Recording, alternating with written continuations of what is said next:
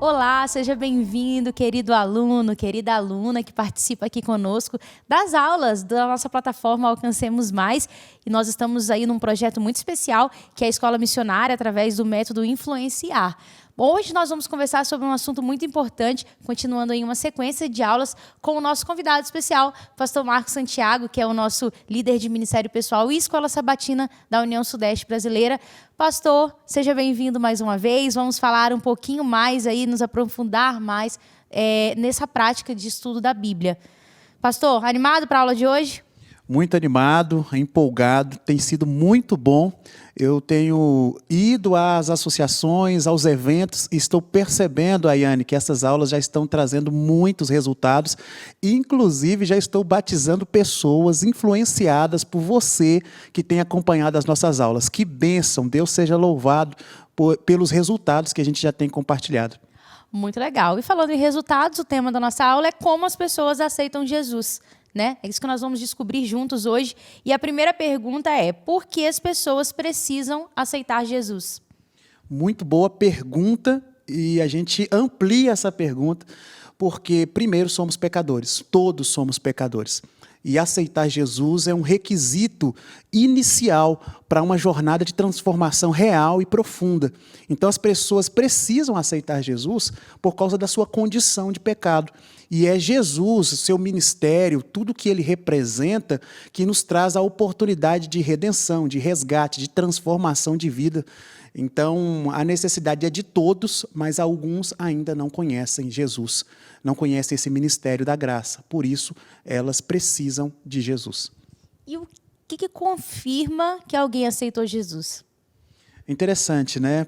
Porque quando o instrutor bíblico vai para o estudo da Bíblia, ele precisa, assim como é apaixonado pela palavra, pela Bíblia, ser apaixonado pela pessoa. Então, a confirmação de que alguém aceitou Jesus, primeiro vem de um testemunho pessoal. A pessoa declarar publicamente a aceitação de Jesus Cristo como seu Senhor e como seu Salvador. Depois dessa declaração, tem a experiência de vida dessa pessoa com Jesus, onde ela começa a inserir Jesus na sua agenda, no seu cotidiano. E depois que ela insere Jesus na sua agenda, no seu cotidiano, ela passa a aceitar ser inserida na agenda de Jesus. E aí o querer e o realizar dela deixam de ser dela e passam a ser o de Cristo. Então agora é Cristo quem começa a fazer a agenda dessa pessoa. Aí ela vai aos lugares que Cristo envia. Isso é ser um discípulo. Então eu quero que você vá ao trabalho. Então você vai ao trabalho não para ganhar o pão de cada dia. Você vai ao trabalho para defender a causa cristã, para ensinar Jesus, para falar de Jesus. E aí na outra etapa, quando ela já faz parte da agenda de Cristo Jesus, ela começa a frutificar. E as pessoas começam a perceber que ela anda com Jesus, porque o caráter dela é semelhante ao de Jesus, a fala dela é uma fala de perdão, de aceitação, de reconhecimento, de motivação, é uma fala cristã de quem promove boas notícias, as boas notícias do reino. E, pastor, agora vou te fazer aqui uma pergunta bem interessante com alguns pontos. Quero convidar você a prestar bastante atenção nessa pergunta. Vou fazer ela bem devagar para a gente conseguir entender bem. As pessoas precisam de algumas etapas para a aceitação de Jesus, né? Do ponto de vista da informação, como isso funciona, e da convicção, e do desejo, e quanto à ação. Então, vamos começar por partes. Do ponto de vista da informação, como isso funciona, essas etapas de aceitação? Primeiro é que nós precisamos conhecer a informação. Quem é Jesus? Qual é a revelação que a Bíblia nos traz sobre ele? De onde ele veio? O que ele fez? Por quanto tempo ele faz? Quais são as fases do seu ministério? Estas informações, que nós poderíamos dizer, chamá-las de doutrinas, são as informações que a Bíblia traz, que nos trazem assim, uma noção maior de quem ele é. Porque a pessoa não pode ser obrigada a aceitar Jesus. Ela primeiro precisa ter uma compreensão sobre quem ele é de fato, para depois ela... não, eu desejo, eu quero, é para a minha vida, serve para mim. Da convicção. Aí nós chegamos nesse nível, né, de apaixonamento, onde a pessoa, ao conhecer, passa a confiar. Ao conhecer, ela começa a desejar. E à medida que ela deseja, conhece, ela começa até a compartilhar a sua vida com Jesus. Porque aí ela extrapola ao nível das informações, que é o que está na Bíblia, e ela passa para um nível de relacionamento, que é o que está na oração. Ela começa a orar, essa pessoa começa a falar com Jesus como falando a um amigo. E aí, nesse nível, essa pessoa começa a aprender coisas com Jesus, como Jesus tratava as pessoas, como Jesus ele se relacionava com as leis da sua época. E aí, à medida que ela começa a aprender com Jesus, para ser como ele, ela chega no nível de convicção, ela é convencida. Próximo nível. E do desejo? E aí ela deseja, puxa vida, está sendo tão bom. Né?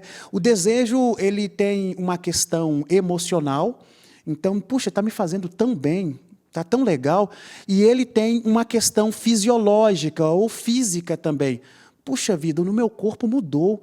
Olha como está o meu olhar, como está o meu paladar, a minha audição, tudo isso mudou.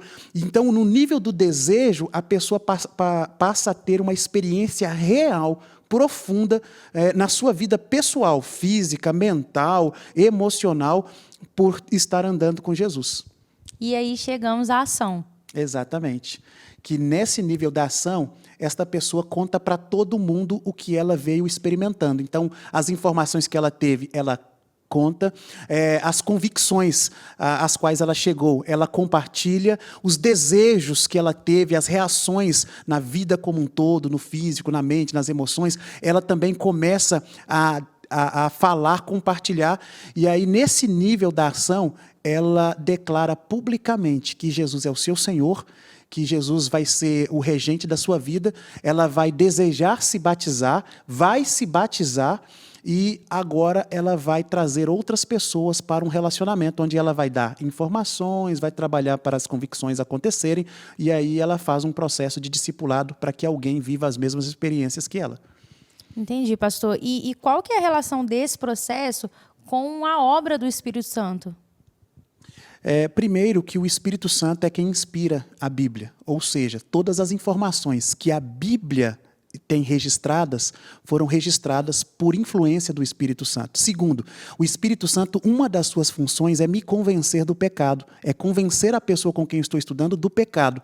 Então, o Espírito Santo, ele construiu a informação sobre Cristo, ajudou os escritores nesse processo, e o Espírito Santo, ele constrói a minha percepção do que essas informações sobre Cristo representam. Por isso que ele é quem me convence, através de um diálogo, seja mental, verbal, ou corporal, ou espiritual, ele me convence de que eu estou errado, do que eu preciso para me acertar, e ele me convence de que Cristo é o meu Senhor. E dentro desse processo, o Espírito Santo me pega e fala assim, Marcos, nossa, você vai conseguir.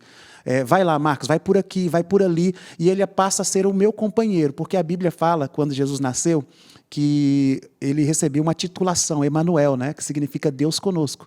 Mas Jesus voltou para o céu e ele pediu ao Pai que enviasse o Espírito Santo. O Espírito Santo é Deus.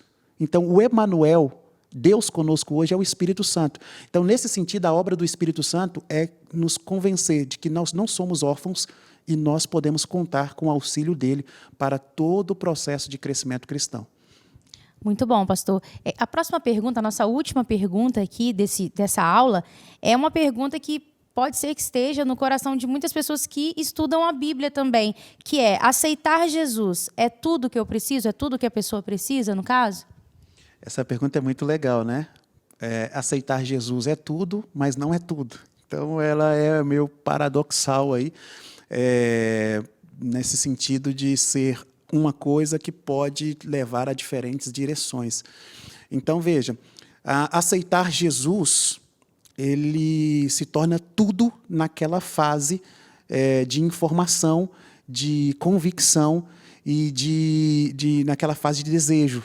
É tudo o que eu preciso naquele momento, tudo. Eu aceito Jesus, tudo.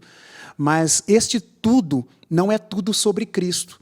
Então, esse tudo sobre Cristo, que é o seu ministério no santuário celestial, a nossa vida com Ele durante a eternidade, a relação dele com o pecado, com a humanidade e assim por diante, vai sendo aquilo que vai me acompanhar. Então, aceitar Jesus é tudo o que eu preciso quando eu me deparo com a minha natureza pecaminosa e quero rejeitá-la. Aí Jesus Cristo é tudo o que eu preciso.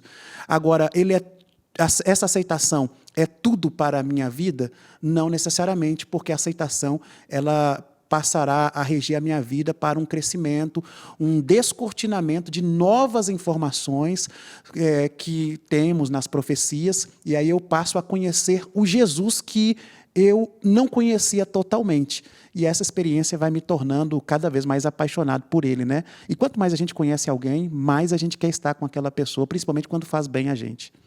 Pastor, parecia uma pergunta simples, mas a gente pôde ver aqui juntos que é algo profundo e eu tenho certeza que você anotou aí essa dica. Pastor, muito obrigado pela aula de hoje. Nós temos aí várias aulas para você ainda na plataforma, feitas especialmente para você, para a sua vida como missionário, para a sua vida espiritual também. E queremos contar com a sua participação, a sua audiência nas próximas aulas. Até lá!